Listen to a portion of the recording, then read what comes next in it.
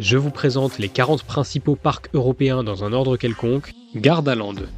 Gardaland est probablement le parc le plus célèbre d'Italie, et se situe donc à Castelnuovo del Garda, à côté du lac de Garda, en Italie. Le parc a ouvert ses portes le 19 juillet 1975, et était déjà un resort entier se composant de 6 parcs et hôtels de Gardaland. Au fur et à mesure des années, l'offre d'attractions du parc s'est étoffée, atteignant un nombre de visiteurs par année croissant, touchant presque les 3 millions de visiteurs par an, et propulsant le parc à la 8e place de parc le plus visité d'Europe. Le parc a été créé par Livio Furini, inspiré par Disneyland après une visite dans le parc californien, ce qui explique la volonté de créer un parc grandement thématisé avec une quantité d'attractions satisfaisante. Au niveau des roller coasters justement, le parc en possède 7, dont quelques-uns notables, comme par exemple Oblivion de Black Hole, un dive coaster de chez B&M très reconnaissable avec son rail et ses supports entièrement blancs, et thématisé sur un trou noir dans lequel sont aspirés des éléments de décor, ainsi que le train du roller coaster.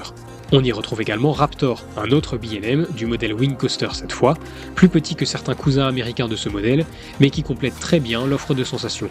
Enfin, Blue Tornado, le 3e coaster le plus vieux du parc, un SLC ou Suspended Looping Coaster de chez Vekoma, considéré comme un des pires du modèle déjà très mauvais de base puisque vieillissant très mal et devenant tout l'inverse de fluide. Le parc possède également Dragon Rush, un spinning coaster de chez Fabri, Mammoth, un mine train de chez Vekoma, Ortobruco Tour, le tout premier modèle pomme de chez Pininfarina, ainsi que Shaman, le très vieux sit-down coaster de chez Vekoma.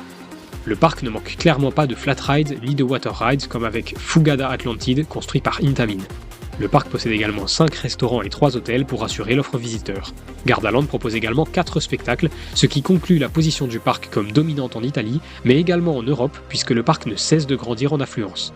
Pour terminer, Gardaland est un très bon parc avec de bons roller coasters à faire si vous êtes féru de ce genre de machine et permet aux plus petits comme aux grands de passer une excellente journée dans le meilleur parc d'Italie.